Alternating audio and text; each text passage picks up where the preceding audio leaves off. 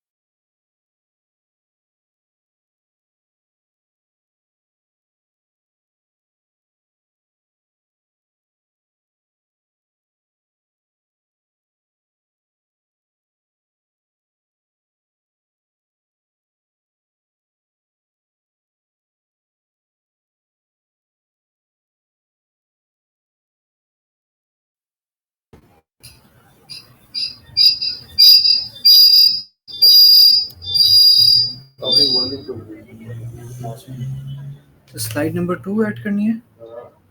Slide number 2 I think add करनी है। Slide number 1 सबसे पहली स्लाइड गायब हुई थी।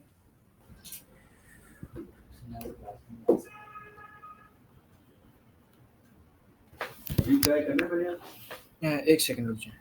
हाँ बस वो मेरा नेट इसकी वजह से फंसा हुआ था। सर आपने चल सर आपने एंट्री ट्राई करें।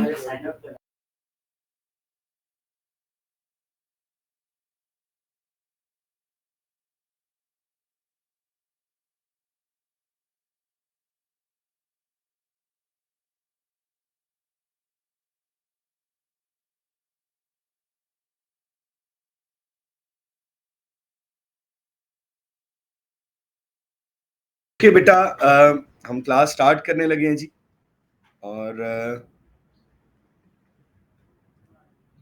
हम लोग मई जून 2009 से क्वेश्चन आपके सामने है, क्वेश्चन नंबर 3। अब ये 2009 के बाद बेटा ये क्वेश्चन रिपीट नहीं हुआ। Trace the expansion of Islamic empire. अच्छा, जिन बच्चों के पास हैंडआउट प्रिंटेड वर्जन में है, सुबह स्कूल क्लासेस में मिल गया था जब आप टेस्ट देने आए थे, कुछ के पास नहीं है। जिनके पास नहीं है वो स्क्रीनशॉट ले लेंगे। बात अंडरस्टैंड करनी है, ये एक्सपेंशन अगर एग्जाम्स में लिखा हो किसी भी क्वेश्चन के साथ तो बेटा ये याद रखना है, it means summary of battles. इसमें बैटल्स की समरी बतानी है आपने। और ये आंसर जो है इस तरह के क्वेश्चन का, उसने कहा है कैलिफ हजरत उमर रजी अल्लाह ताला। It's a 10 marks question of course as you know. तो अब इसमें 3 पैराग्राफ्स में आंसर होगा। जिनके पास हैंडआउट है वो हैंडआउट पे नोट कर लें, हैंडआउट नहीं है तो बाद में आपने स्क्रीनशॉट ले लेना। पैरा 1 में we will be giving an intro of हजरत उमर्स कैलिफेट, ये पैरा 1 होगा। पैरा 2 में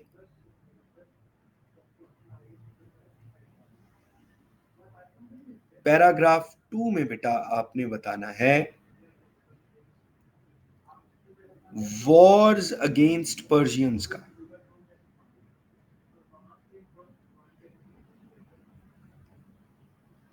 वॉर्स अगेंस्ट पर्शियंस का बताना है। और पैरा 3 में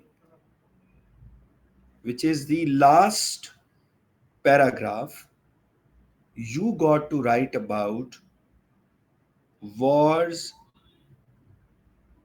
against Romans।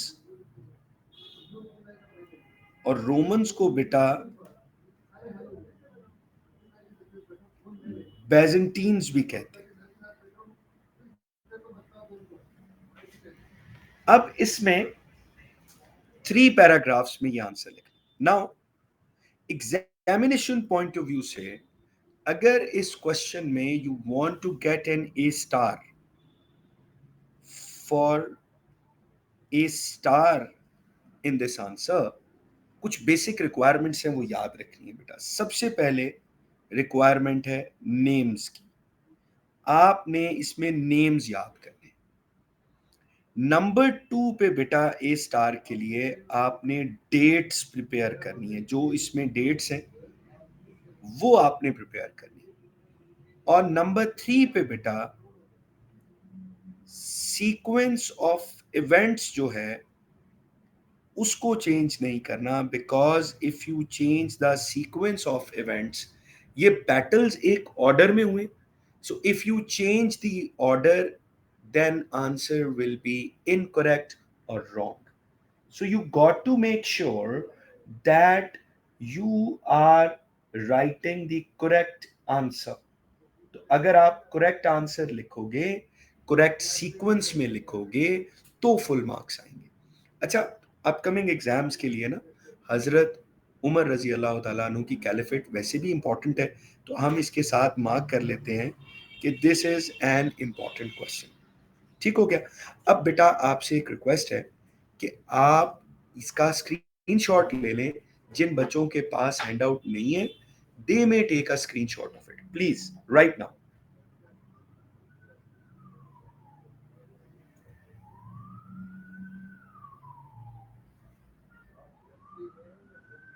अच्छा, अगर किसी को कोई बात समझ ना आए, in case you find anything difficult, तो उसके लिए ये मेरा टेलीफोन नंबर है, उस पे आप मुझे कोई इंपॉर्टेंट क्वेश्चन है तो व्हाट्सएप करके पूछ सकते हैं। ठीक है।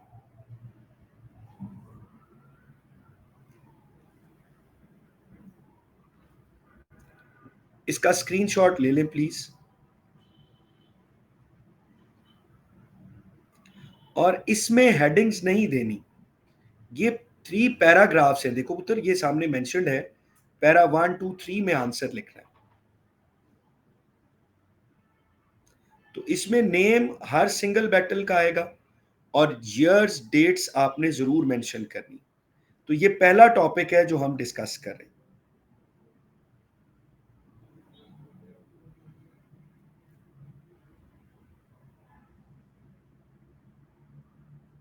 और डिटेल्स कितनी होनी चाहिए बेटा, जितनी है यहाँ नोट्स में दी है बस उतना आपने लिखना है। आपने इन नोट्स को प्रिपेयर करना है, दैट इज इट। आपके लिए इस नोट्स के अलावा कुछ भी नहीं आपको चाहिए। और नोट्स के अकॉर्डिंगली आपने डिटेल्स लिखनी है, ना इसमें से कुछ ऐड करना है, ना इसमें से कुछ ओमिट करना है।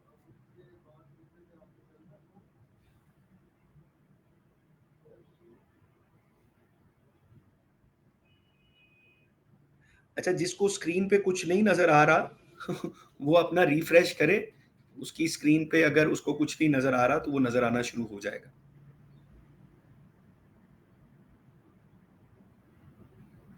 अपनी स्क्रीन को रिफ्रेश करें तो आपको नजर आना शुरू हो जाएगा स्क्रीनशॉट के लिए।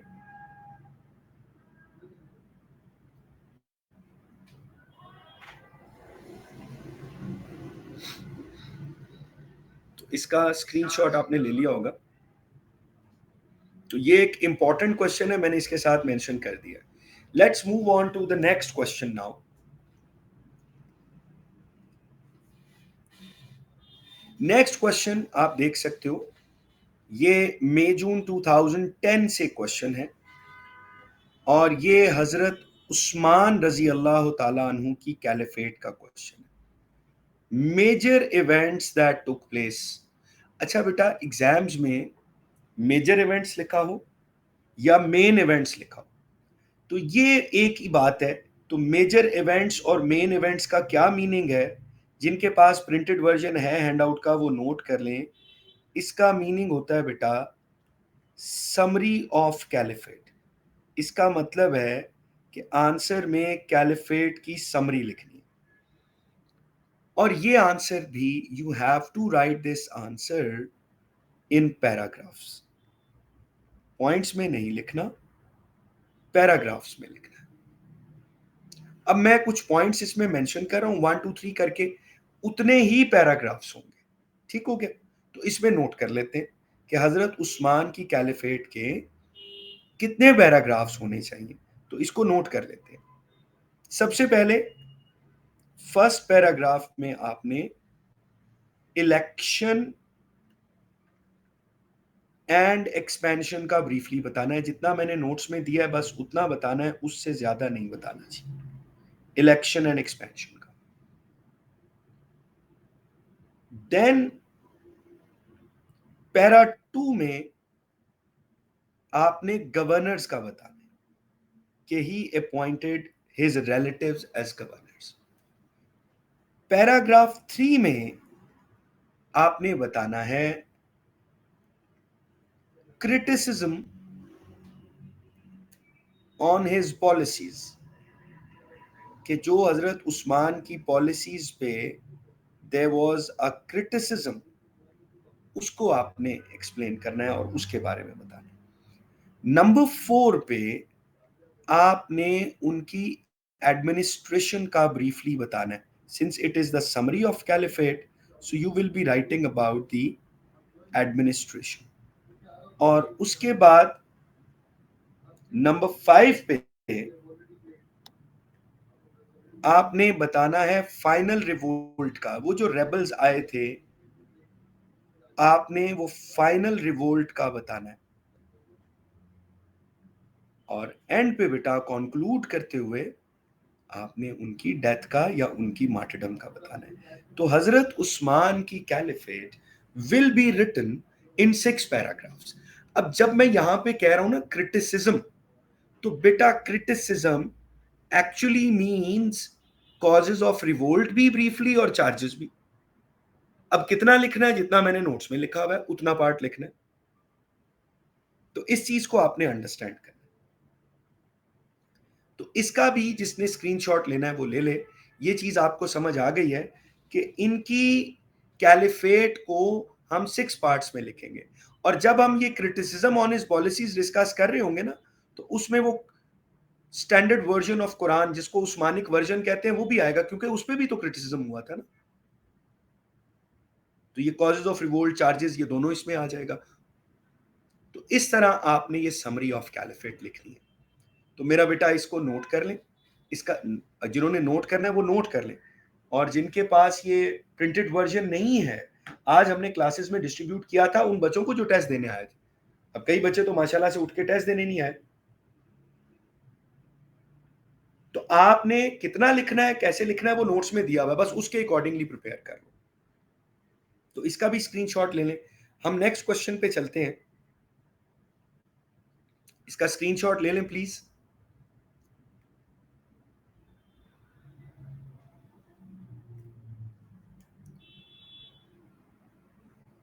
ये आप देख सकते हैं डिटेल्ड आंसर है हजरत उस्मान की कैलिफेट का। अब ये देखें, एक क्वेश्चन आ गया आपके सामने, मई जून 2011 से। और मैं एक बात आपको बता दूं, अगर आप इन नोट्स के अकॉर्डिंगली खुद को प्रिपेयर कर लेते हो, ये फाइनल हैंड आउट है P2 का, दो पहले दिए थे, एक ही है, आप इसको प्रिपेयर कर लो, आई गारंटी आपका पेपर इन्हीं में से आएगा। So you don't have to look at any other book, you don't have to look at any other notes, you don't have to do anything else. और मैं एक बात बताऊं, जिन बच्चों ने ये पास पेपर्स ज्वाइन किया था, उनमें से किसी ने नहीं सोचा होगा कि हमारा पूरा सिलेबस कवर हो जाएगा इसमें, बट आपका पूरा सिलेबस कवर हो रहा है। बट एफर्ट तो यार आपने करनी है ना।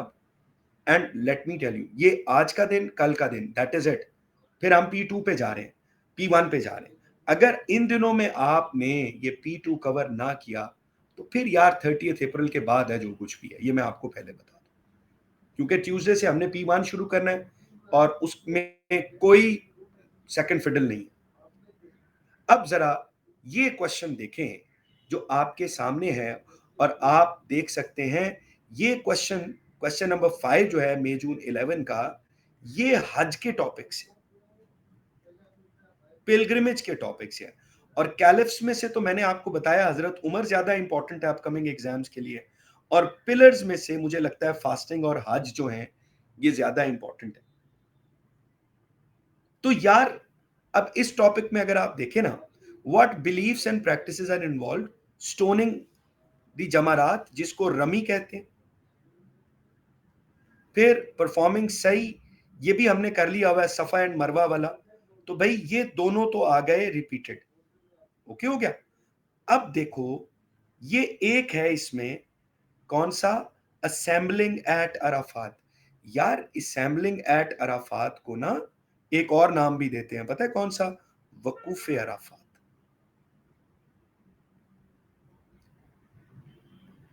एग्जाम्स में असेंबलिंग एट अराफात लिखा हो, वकूफ अराफात लिखा हो, या स्टे एट अराफात लिखा हो, इन तीनों का आंसर सेम है। ठीक हो गया। अब देखो तीन चीजें पूछी हैं, 1 2 3।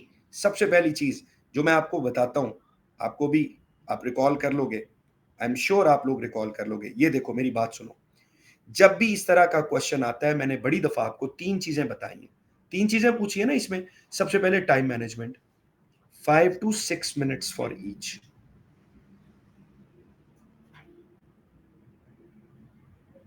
फिर दूसरी बात, 150 to 160 words for each.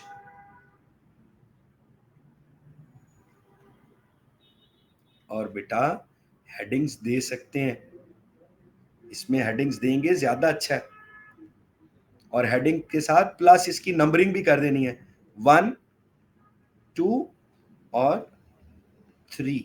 That's how you will be writing an answer बेटा। और ये अराफात का आंसर आपके सामने लिखा हुआ। अब बेटा इसके बाद आप देखिएगा, अक्टूबर नवंबर 12 का एक क्वेश्चन है और बड़ा ही इंपॉर्टेंट है, declaration of faith Shahada. Shahada से पहले एक हमने क्वेश्चन किया था इंपॉर्टेंस ऑफ शहादा का, राइट, सिग्निफिकेंस ऑफ शहादा का। ये कौन सा है, ये कहता है मुस्लिम बिलीव्स अबाउट शहादा। बताओ शहादा में कितनी चीजें हैं, शहादा में दो चीजें हैं, जरा गौर की करना आपने, सबने बड़े अटेंटिव हैं आप लोग, मुझे पता है, बस एक दफा अटेंटिवली देखिएगा। There is no God but Allah, और दूसरा मोहम्मद सल्लल्लाहु अलैहि वसल्लम is the messenger of Allah. दो चीजें आ गई शहादा, ठीक। अब जरा अटेंटिवली बात सुनिए। नंबर 1 क्या है, there is no God but Allah. नंबर 2 क्या है, मोहम्मद सल्लल्लाहु अलैहि वसल्लम is the messenger of Allah. ठीक, इसका स्ट्रक्चर क्या होगा, इसका आंसर कैसे लिखना है, जरा बात गौर से समझें, इसका स्ट्रक्चर समझ लें। इस क्वेश्चन के आंसर में नोट कर लें स्ट्रक्चर इसका, पैरा 1 से पैराग्राफ 3 तक, 3 पैराग्राफ्स में आपने तौहीद को डिस्कस करना है, विच इज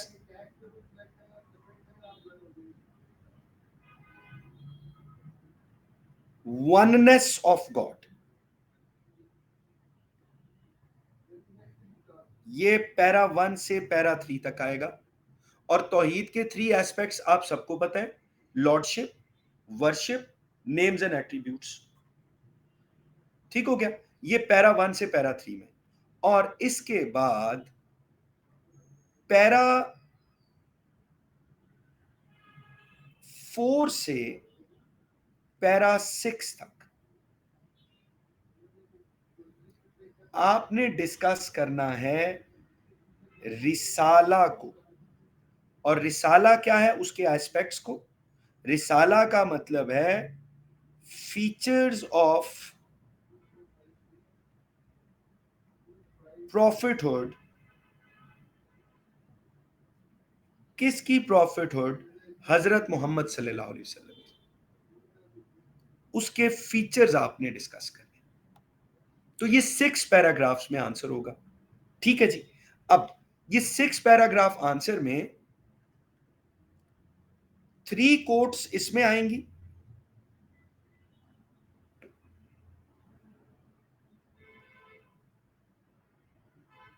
थ्री कोट्स इस पार्ट में और एटलीस्ट 2 कोट्स इस पार्ट में।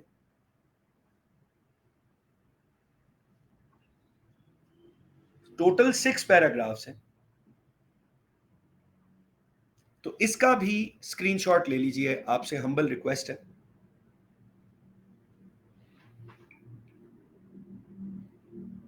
अब बेटा स्क्रीनशॉट आपने ले लिया होगा, ये आ गया शहादा। अच्छा बेटा एक बात बता दूं, इस क्वेश्चन को करने से आपका शहादा का पिलर ऑफ इस्लाम 100% कवर हो गया।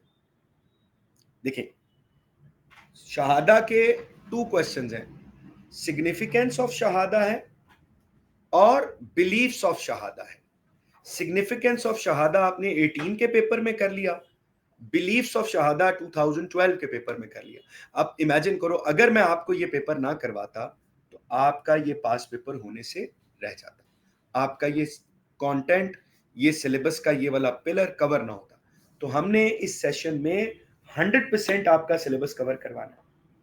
ठीक है जी, तो मोहम्मद सल्लल्लाहु अलैहि वसल्लम इज द मैसेंजर ऑफ अल्लाह वाला पार्ट जो है, इसको रिसाला कहते हैं, प्रॉफिट ऑफ हजरत मोहम्मद सल्लल्लाहु अलैहि वसल्लम कहते हैं।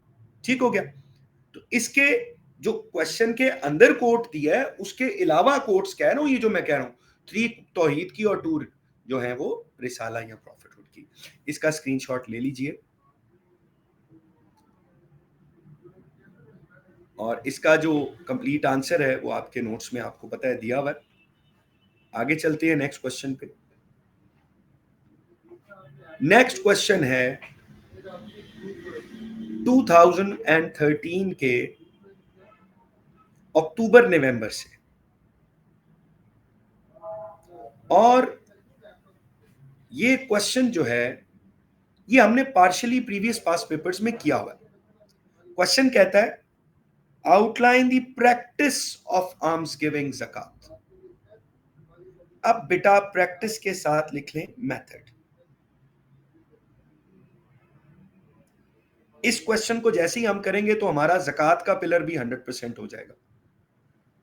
अब जरा बात को समझें, क्वेश्चन आ गया मेथड ऑफ ज़कात पे, पिलर ऑफ इस्लाम है। इसका आंसर हमने 4 पार्ट्स में लिखना है बच्चों, प्लीज ये बात समझ लो। सबसे पहले जो हमारा पैरा 1 होगा, स्ट्रक्चर मैं इसका बता रहा हूं। पैरा 1 में मैं 1 लिख रहा हूं, 1 का मतलब पैरा 1, ठीक है। इसमें हम बताएंगे मीनिंग एंड ऑब्लिगेशन का,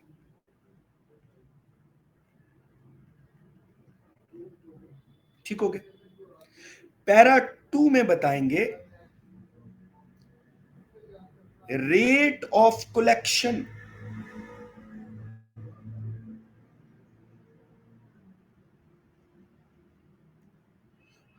how zakat is collected, rate of collection, ये पैरा 2 में बताना है। इसमें डिफरेंट कमोडिटीज आ जाएंगी, और ये वाला पार्ट है जो आपने पहले नहीं किया हुआ। इसमें क्या आ जाएगा? इसमें आ जाएगा कैश, गोल्ड, सिल्वर, फिर क्रॉप्स, फिर माइंस, फिर आर्टिकल्स ऑफ ट्रेड, फिर लाइव स्टॉक, ये जो काउ, बफलो, शीप्स, कैमल्स, और फिर सदकाउल फितर जिसको फितराना कहते हैं, वो भी इसमें आ जाएगा। तो उसके डिफरेंट रेट्स आपने बताने हैं। ये वाला पार्ट है जो आपने प्रिपेयर करना है, क्योंकि ये पहले नहीं किया हुआ आप लोगों ने। उसके बाद बेटा थर्ड पैराग्राफ में, पैरा 3 में आपने बताना है डिस्ट्रीब्यूशन का। ये हमने पहले किया हुआ है, वो जो 2015 का क्वेश्चन किया था, to whom it should and should not be paid, उसमें हमने वो कोट भी की थी, आपको याद होगी, चैप्टर 9 वर्स 60 की, जिसमें 8 कैटेगरीज हैं। वो कोट आपने देनी है।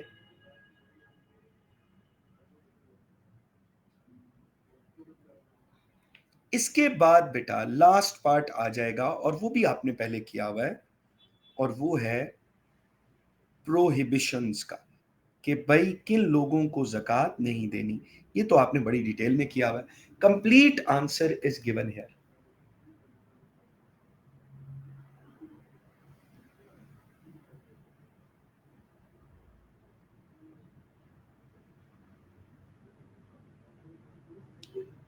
अब ये 4 पैराग्राफ्स में बेटा आपने इस क्वेश्चन को अटेम्प्ट करना है। जिनके पास तो हैंडआउट है, आई एम श्योर उन्होंने लिख लिया होगा। जिन बच्चों ने आज टेस्ट दिया है, हैंडआउट उनको मिल गया था। जिन बच्चों के पास हैंडआउट नहीं है, वो प्लीज इसका स्क्रीनशॉट ले लें। अब हम आगे चलते, और आगे जो है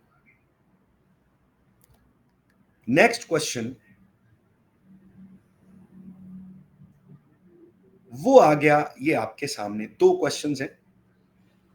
पहला क्वेश्चन है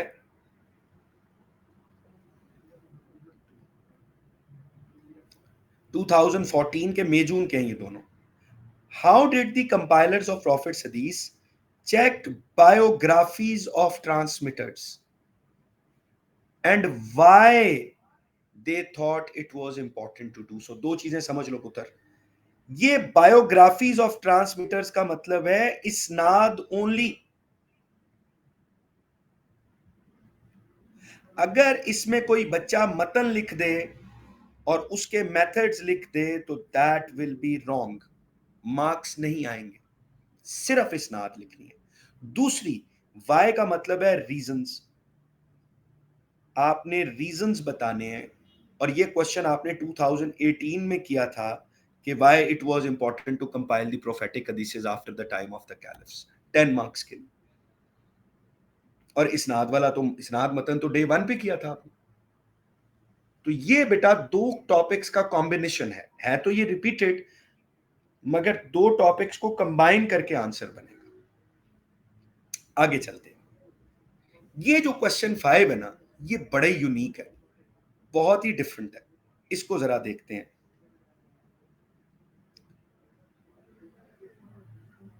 right about how the pillars of Islam help Muslims to improve their communal relationships and social responsibilities। अब जरा बात को समझना। पिलर्स ऑफ इस्लाम का मतलब है all 5 pillars. मतलब समझ लें, इस आंसर में पांचों पिलर्स का बताना है। तो इंस्ट्रक्शन क्या होगी एग्जामिनेशन पॉइंट ऑफ व्यू से, वो समझ लें, 1 पिलर इन ईच पैराग्राफ।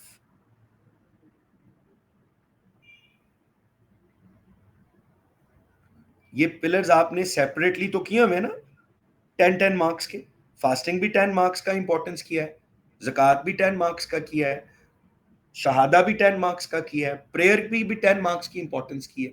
मगर ये क्वेश्चन कहता है कि 5 पिलर्स एक आंसर में कंबाइन करो, सोशल इंपॉर्टेंस, सिर्फ स्पिरिचुअल नहीं चाहिए, सिर्फ सोशल चाहिए। तो मतलब क्या है, 2 मार्क्स फॉर ईच पिलर। अब this is one of those questions जिनमें आप फुल मार्क्स स्कोर कर सकते हैं, डिपेंडिंग कि आपको इसका आंसर आता हो कैसे लिखना है। तो ये आंसर बेटा मैंने आपके नोट्स में दिया हुआ है, इसी तरह से आपने इसको लिखना है। तो इसका भी स्क्रीनशॉट ले लें प्लीज। आगे चलते हैं, स्क्रीनशॉट ले लें प्लीज, जिनके पास हैंडआउट नहीं है, जिनके पास है वो तो लिख रहे हैं ना जी।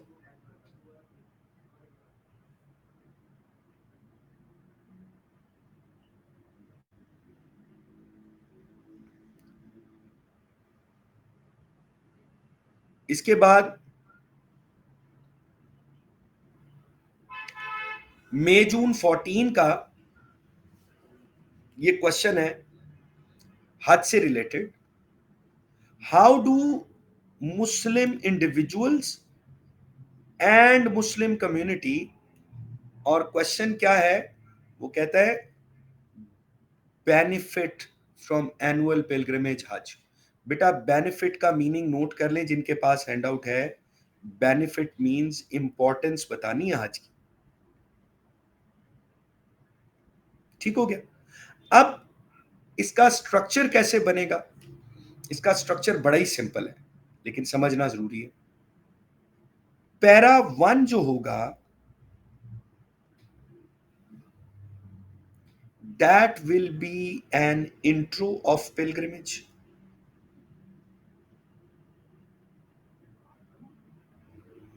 और पैरा 2 जो है, पैरा 2 से लेकर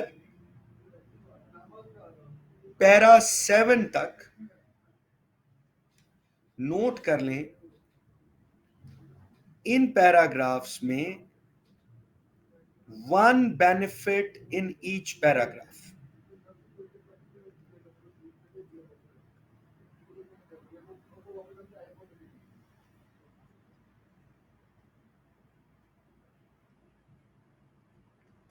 one benefit in each paragraph. और ए स्टार के लिए एट लीस्ट 4 कोटेशंस।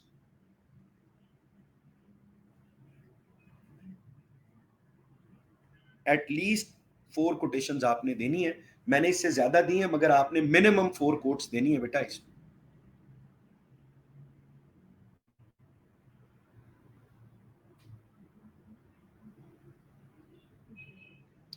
इसका भी स्क्रीनशॉट ले लें, आगे चलते हैं। प्लीज स्क्रीनशॉट ले लीजिए।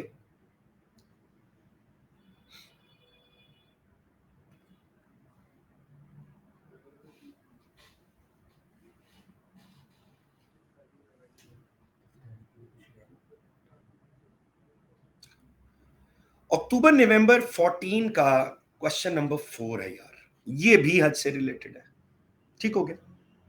एक कोट से बात शुरू की है एग्जामिनर ने, वो कहता है pilgrimage to the house is a duty people owe to Allah those who can afford the journey. कहता है फॉर हुम हज इज कंपल्सरी, किन लोगों पर हज फर्ज है, which Muslims are exempt from it. लेकिन आप ये चीज देखो, ये इस तरह रोमन नंबर्स में दिया हुआ है 1 और 2 में। और सेकंड पार्ट में कहता है which things are forbidden to pilgrims, किस में, स्टेट ऑफ एहराम में। अब ये आंसर जो है ये 3 पैराग्राफ्स में होगा। किस तरह से, नोट कर लें। पैरा 1 में हम बताएंगे इसकी ऑब्लिगेशन का, पैरा 1 में ऑब्लिगेशन का बताएंगे, मतलब ये बताना है कि हज किन लोगों पर फर्ज है। पैरा 2 में हमने बताना है एग्जाम्शन का।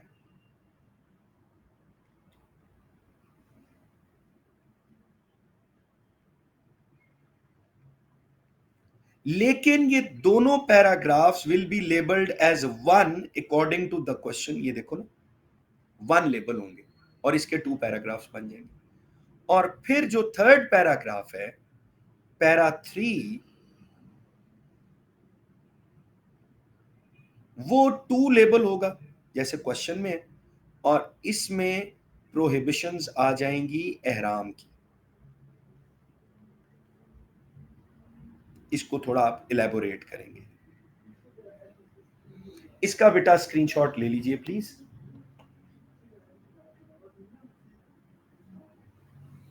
तो ये 1 और 2 इस तरह करके आप आंसर लिखेंगे इसका। इसके बाद बेटा हम नेक्स्ट क्वेश्चन पे चलते हैं। स्क्रीनशॉट ले लें प्लीज।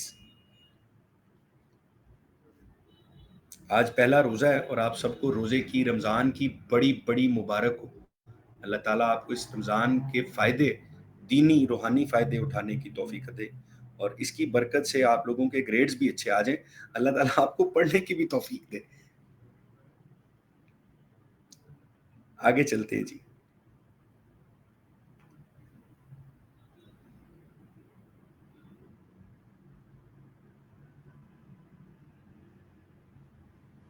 बस ये मैं कंक्लूड कर रहा हूं। समरीज ऑफ कैलिफेट में बेटा हजरत उमर रजी अल्लाह ताला अन्हु की समरी जो है वो 2006 और 2011 में आ चुकी। ठीक है जी। और इसमें आपने 4 पार्ट्स में आंसर होगा। मैं जल्दी जल्दी बता रहा हूँ। हजरत उमर की कैलिफेट का 1 जो है, इनकी नॉमिनेशन का बताना है। ये इनका इलेक्शन नहीं हुआ था, इनकी नॉमिनेशन हुई थी, है ना। तो नॉमिनेशन का बताना है। 2 में पर्शियन वॉर्स आएंगी। 3 में रोमन या बैजेंटीन वॉर्स आएंगी। और 4 में इनकी एडमिनिस्ट्रेशन आ जाएगी। तो ये 4 पैराग्राफ्स में हजरत उमर रज़ियल्लाहु अन्हु की कैलिफेट आप लिखेंगे। स्क्रीनशॉट ले लीजिए प्लीज। इसके बाद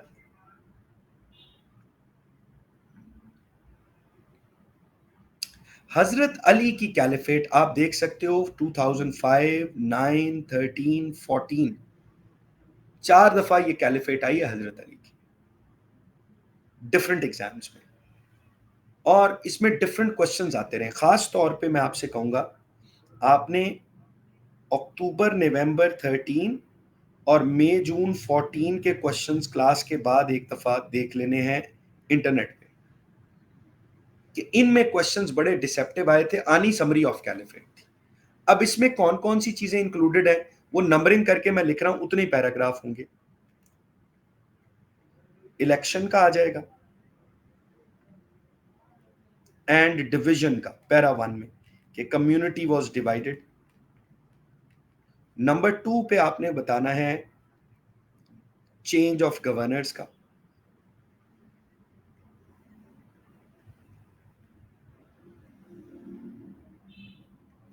नंबर 3 पे बैटल ऑफ कैमल आ जाएगी। नंबर 4 पे बैटल ऑफ सिफीन आ जाएगी समरी। नंबर 5 पैराग्राफ में आर्बिट्रेशन का आएगा। नंबर 6 पे खारिजाइट्स का आएगा। और उनके अगेंस्ट जो बैटल हुई, बैटल ऑफ नाहरवान का आ जाएगा। और नंबर 7 पे उनकी मार्टरडम और डेथ का आ जाएगा। ये answer will be written in 7 paragraphs.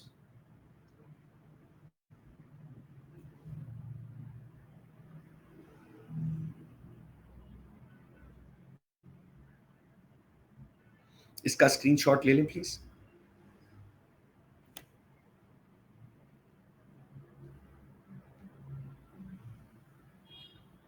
आगे चलते हैं।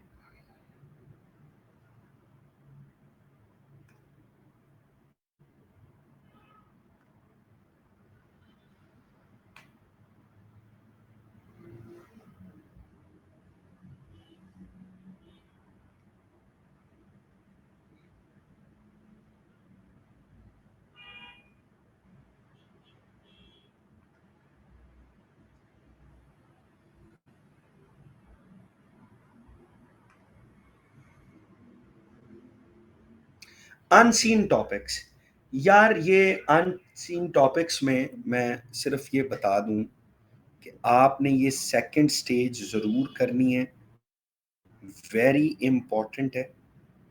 एक तो ये करनी है आपने, ये अनसीन तो है लेकिन मैं बता दूं टोटल 3 स्टेजेस है। ये सेकंड स्टेज ऑफ कंपाइलेशन है।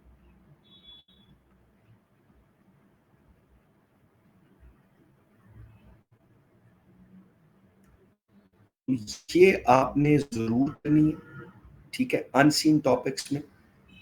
बाकी इसके साथ मैं आपको ना कुछ लिस्ट बता रहा हूँ चीज़ों की, इनको आपने अनसीन टॉपिक्स में से प्रिपेयर करना है। ये तो ज़रूर करना है ना जी सेकंड स्टेज में।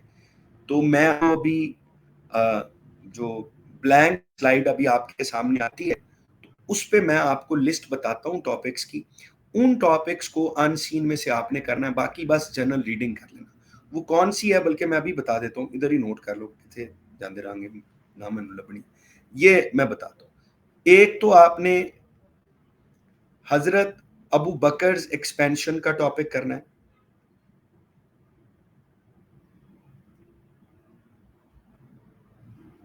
ठीक है।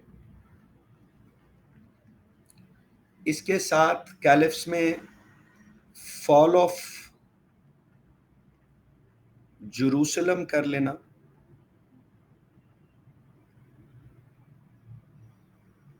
ये इंपॉर्टेंट है।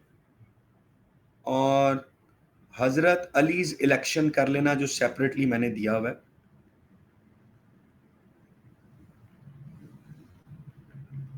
कैलिफ्स में से ये देख लेना, ठीक है जी। और हज की वो रिचुअल्स देख लेना जो मैंने थोड़ी सी दी हैं, मकाम इब्राहिम और वो सारी काबा, वो आपने अनसीन टॉपिक्स में से देख लेनी है बस। एंड बाकी कुछ भी नहीं, और दैट इज इट। तो बस ये अनसीन टॉपिक्स में से जो मैंने एक लिस्ट आपके साथ शेयर की है, एक तो ये तो जरूर करना है और इसके साथ ये वाले टॉपिक्स आपने देख लेने। तो आज आप लोगों की पहली इफ्तारी है, अपनी इफ्तारी एंजॉय करें। Thank you so much and prayers for all of you. Love you all. अल्लाह हाफिज। Take care so much.